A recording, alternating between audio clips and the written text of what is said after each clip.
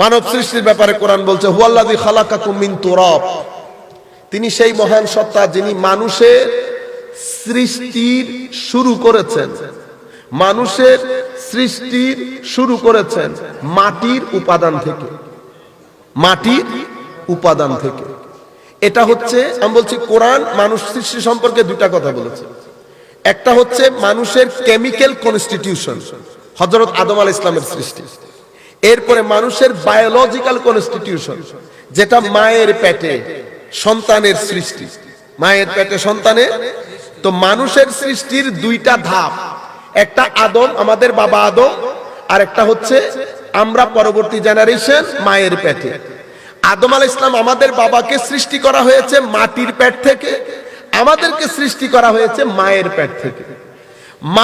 আদম আলাইহিস সালামের সৃষ্টি যেটা, এটাকে কোরআন বলছে কেমিক্যাল কনস্টিটিউশন, এক্সাক্ট সায়েন্স যেরকম বলছে।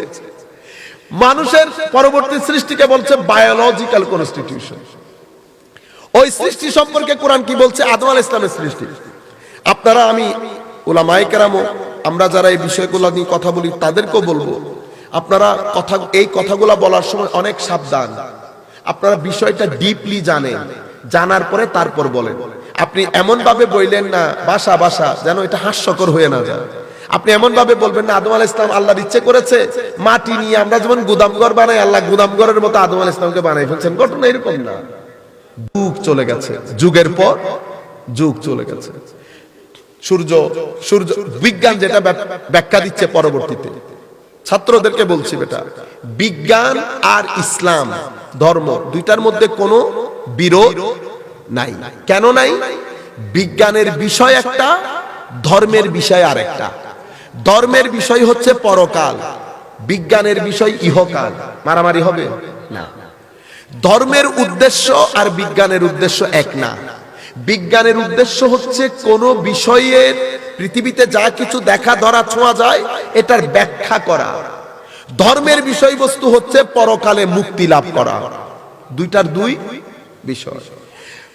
বিজ্ঞান মানুষের ব্যাখ্যা, বিজ্ঞান মানুষের ব্যাখ্যা। ধর্ম ব্যাখ্যা দেয় না। ধর্ম একটা ফ্যাক্ট, একটা মূল ঘটনা আপনাকে বলে, এই ঘটনাটাকে ব্যাখ্যা করে বিজ্ঞান। বিজ্ঞান হচ্ছে মানুষের ব্রেইন, ধর্ম হচ্ছে আল্লাহর ব্রেইন।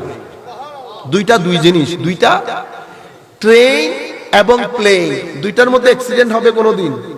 কেউ যদি বলে ভাই কি একটা অ্যাক্সিডেন্ট দেখলাম ট্রেন আর প্লেনের মধ্যে, বিশ্বাস করবে কেউ? না, ট্রেন আর প্লেন অ্যাক্সিডেন্ট হবে না। দুইটার চলার জায়গা দুইটা, দুইটা দুই জায়গায় চলে। আমি আপনাদের বোঝার জন্য, আলোচ্য বিষয়ের দিক থেকে দুইটার বিষয় আলাদা, উদ্দেশ্যের দিক থেকে দুইটার সাবজেক্ট আলাদা, স্কোপ অফ স্টাডির দিক থেকে দুইটার বিষয় আলাদা। বিজ্ঞান এক জিনিস, ধর্ম ধর্ম পরকাল, বিজ্ঞান ইহকাল। ধর্ম গড গিফটেড নলেজ, এটাকে বলে গড ডিরাইভেড নলেজ। আর বিজ্ঞান ম্যান, মানে মানুষের জ্ঞান। ধর্ম একটা জিনিস বলে, বিজ্ঞান সেটাকে ব্যাখ্যা করে। বিজ্ঞান সেটাকে ব্যাখ্যা করে।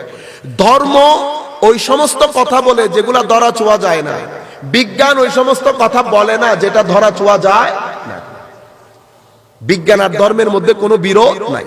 তো হঠাৎ করে সূর্যের থেকে একটা আলো ছিঁড়ে, মানে সূর্য রশ্মি অর্থাৎ আগুনের গোলার মতো আর কি, ছিঁড়ে জমিনে পড়েছে। এটা ঠান্ডা হতে অনেক সময় লেগেছে।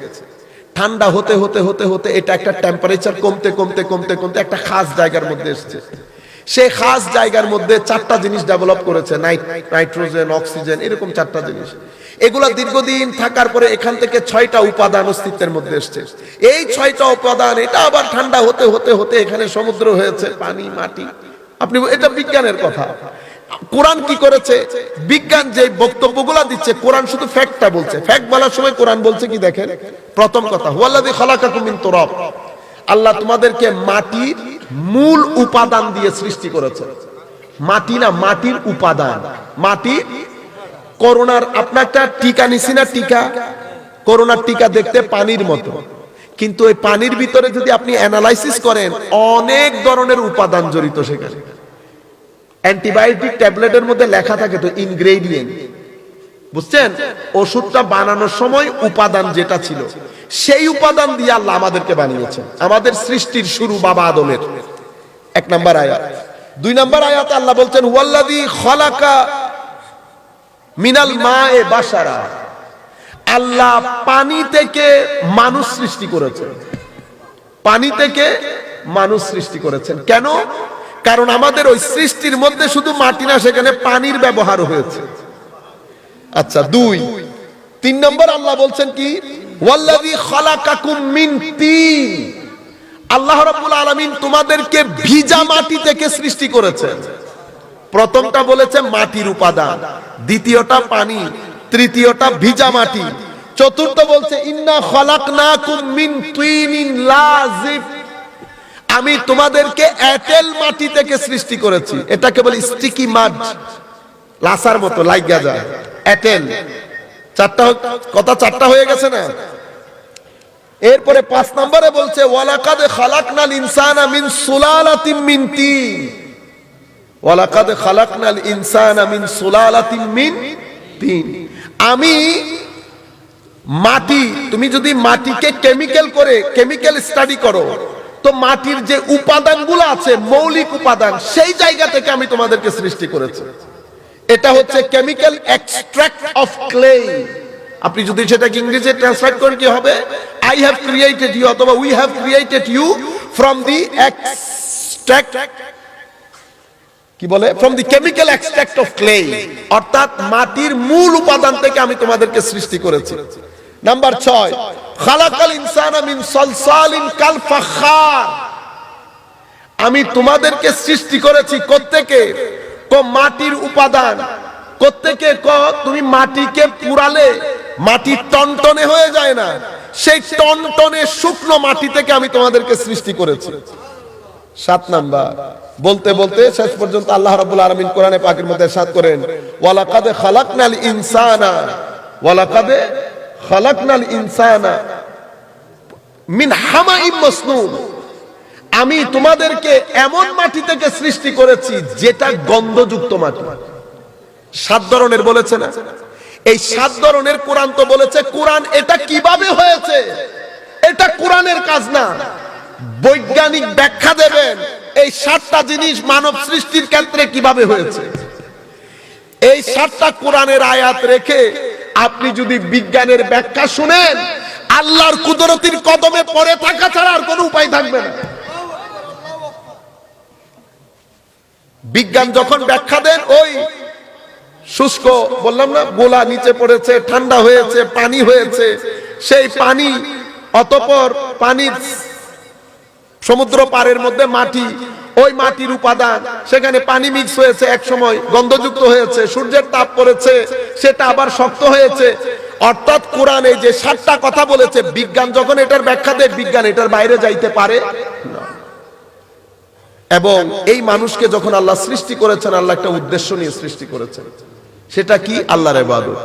এবং সেই উদ্দেশ্য আমাদেরকে জানান দেওয়ার জন্য 1 জন 2 জন না, তো আল্লাহ রাব্বুল আলামিন লাখো নবী আল্লাহ রাব্বুল আলামিন আমাদের কাছে প্রেরণ করে, 313 জন রাসূল সহ।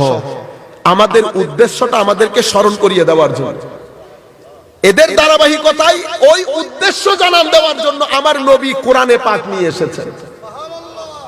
সুতরাং আমরা মুসলমানদের হাতে আমার নবী এবং আমার নবীর নবুয়তের উপর সবচেয়ে বড় প্রমাণ কোরআনে পাক। আমার নবী আল্লাহর সবচেয়ে বড় দলিল, আর আমার নবীর সবচেয়ে বড় দলিল হচ্ছে কোরআনে পাক। আমার নবীর সবচেয়ে বড় দলিল কোরআনে পাক। তো আমার নবী আল্লাহর বুরহান, আমার নবী আল্লাহর কদ জাআকুম বুরহানুম, বুরহান বলা হয় আউকাদুল আদিল্লাকে, এমন দলিল যে আপনি ইদার উদার করতে পারবেন না, মেনে নেওয়া ছাড়া, জিহ্বায় কামড় দিতে হবে। আমার নবীর নবুয়তের উপর সবচেয়ে বড় দলিল হচ্ছে কোরআনে পাক। সুতরাং আমরা যাই বলি, আমরা কোরআনের বাইরে যেতে পারবো না আমরা মুসলমানরা। কেন? কোরআনের বাইরে যাওয়াটা আমরা এফোর্ড করতে পারবো না। রয়ে গেল বিজ্ঞান, আপনি লাখ চেষ্টা করেন, এটার বাইরে যেতে পারবেন না। যদি বাইরে যেতে পারতো, বিশ্ব এটারে তুললে সমুদ্রে নিক্ষেপ করতো অনেক আগে। আখেরি একটা কথা বলি, যেটা সহজ কাজ ছিল, সেটা কি? কোরআন আমেরিকাতে পাবলিশ হয়, ইংল্যান্ডে পাবলিশ হয়, বাংলাদেশে পাবলিশ হয়, ইন্ডিয়াতে পাবলিশ হয় না? মানুষ ইচ্ছে করলে পারতো না কোরআনকে 2-3 আয়াত বাদ দিয়ে ভুলভাল করে কোন একটা জায়গা থেকে পাবলিশ করে দেওয়া? পারতো না? ইজিলি পারতো। কিন্তু আমার আল্লাহ ওয়াদা দিয়েছেন, ইন্না নাহনু নাযালনা যিকরা ওয়া ইন্না লাহু লাহাফিজুন, আমরা হেফাজত করব। 1400 বছর অতিবাহিত হয়ে গেছে, এখনো পর্যন্ত পৃথিবীর কেউ উল্টা সিধা করার দুঃসাহস দেখায় নাই।